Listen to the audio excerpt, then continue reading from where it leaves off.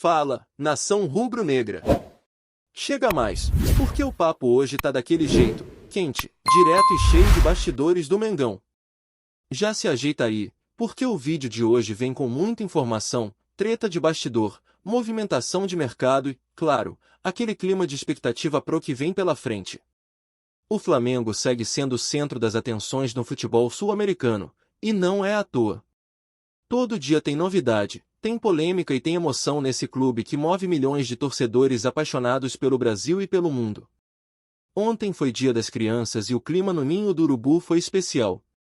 O Flamengo preparou uma homenagem para a molecada das categorias de base, os pequenos que sonham um dia vestir o manto sagrado e entrar em campo no Maracanã lotado. A garotada do Sub-9, Sub-10 e Sub-12 teve um dia inesquecível, treinando ao lado de craques do elenco profissional.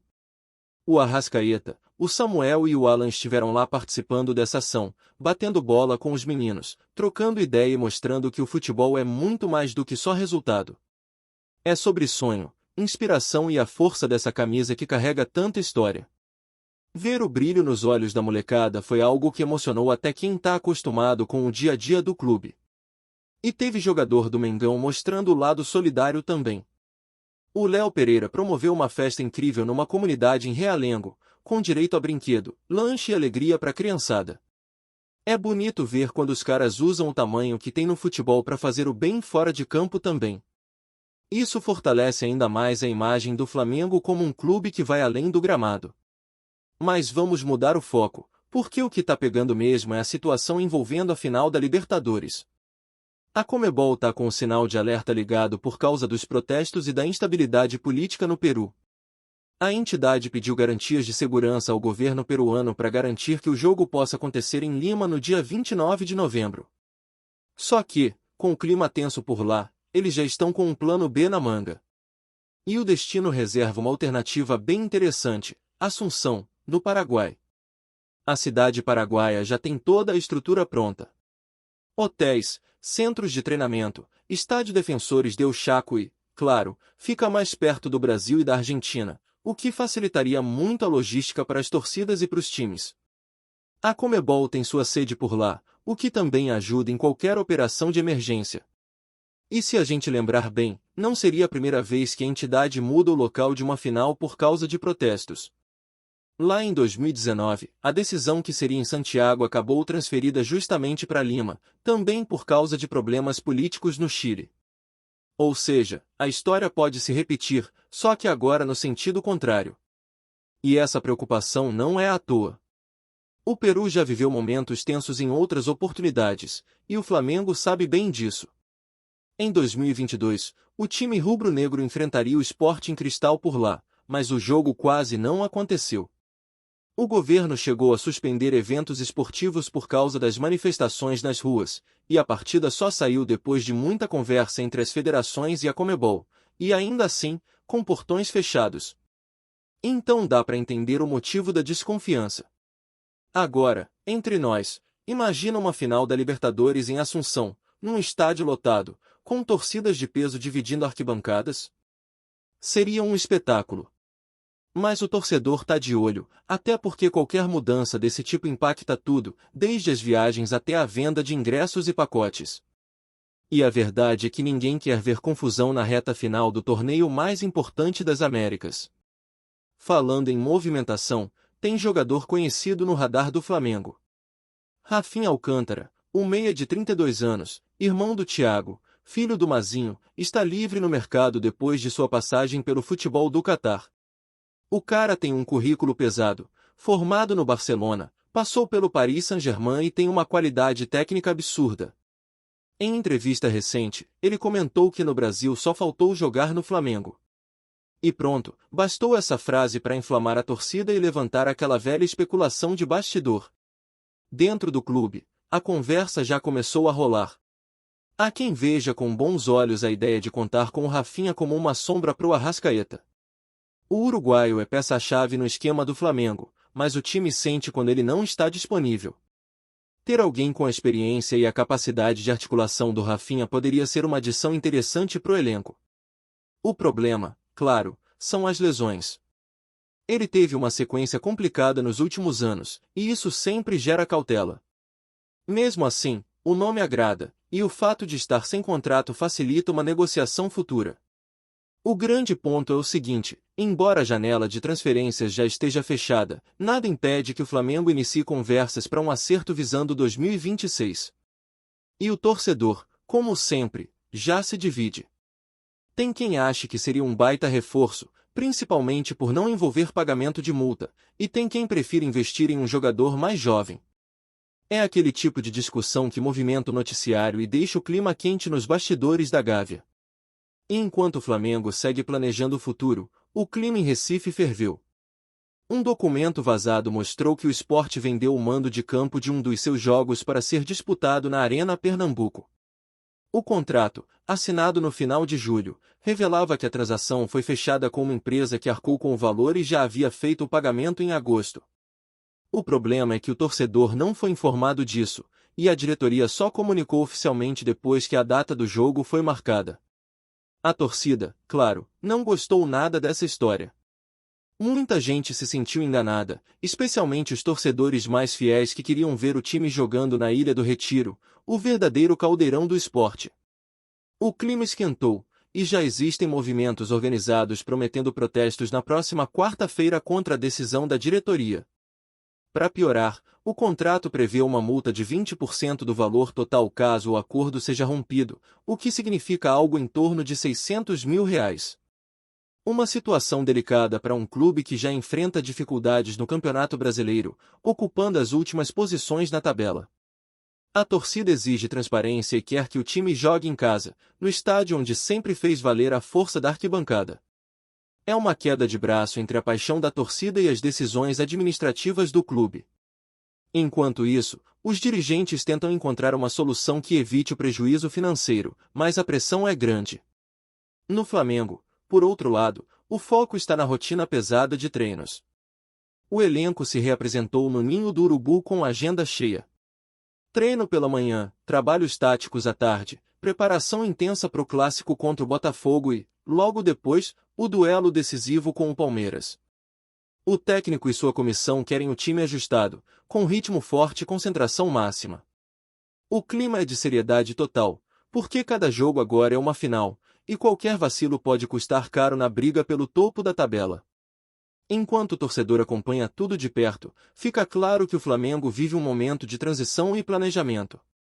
Entre a expectativa por reforços, a preocupação com o cenário da Libertadores e a rotina intensa de treinos, o rubro-negro segue firme, com a mesma ambição de sempre, brigar por todos os títulos possíveis e mostrar dentro de campo o tamanho da sua camisa. E o clima no Ninho do Urubu segue pegando fogo, com muita movimentação dentro e fora de campo. O Flamengo vive aquela fase em que cada notícia, cada treino e cada declaração ganham um peso enorme.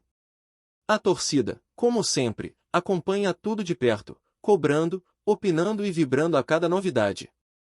E não é para menos, o Mengão chega no momento decisivo da temporada com o elenco completo, o moral em alta e a esperança de que o final do ano será de conquistas. Só que, enquanto a bola não rola, os bastidores seguem fervendo com conversas sobre reforços, disputas e o futuro do clube. Uma das pautas que mais tem movimentado as redes sociais é justamente a possível chegada de Rafinha Alcântara. O nome dividiu opiniões dentro da Gávea. De um lado, tem gente que acredita que o meia traria experiência, qualidade técnica e uma alternativa de luxo pro setor criativo. De outro, há quem prefira apostar em alguém mais jovem, com mais ritmo e menor risco de lesão. O que se sabe é que a diretoria acompanha de perto a situação, porque, apesar das limitações, o jogador ainda tem mercado e pode agregar muito se estiver em boas condições físicas. Além disso, Rafinha tem aquele perfil de jogador que entende a grandeza do Flamengo e sabe o peso que é vestir o manto rubro-negro. Enquanto isso, o ambiente no grupo é de total foco. Os treinos têm sido intensos, com trabalhos táticos, técnicos e físicos. O técnico quer o time com intensidade máxima, buscando o equilíbrio entre ataque e defesa, principalmente por conta da sequência decisiva que vem pela frente. O clássico contra o Botafogo promete ser mais do que um simples jogo. É uma chance de afirmar o bom momento do time e colocar ainda mais pressão nos rivais diretos. A preparação vem sendo feita em detalhes, com atenção especial às bolas paradas e à compactação da equipe no meio-campo. A comissão técnica sabe que cada ponto é precioso e que o Flamengo não pode se dar ao luxo de vacilar. A briga pelo título continua aberta, e os adversários diretos estão na cola. Por isso, o discurso dentro do vestiário é um só: foco total e pés no chão. O objetivo é manter o bom desempenho, corrigir os erros que ainda aparecem e chegar com força máxima nos jogos grandes. O elenco está unido, e o clima é de confiança. Mas nem só de campo vive o Flamengo. Fora das quatro linhas, a diretoria trabalha para definir o planejamento de 2026. O clube quer fortalecer a base, investir em captação de talentos e seguir com a política de contratações pontuais. O Ninho do Urubu tem revelado nomes promissores, e a ideia é dar mais espaço para essa garotada. Jogadores do Sub-17 e Sub-19 têm sido observados de perto, com alguns sendo chamados para treinar com o elenco profissional.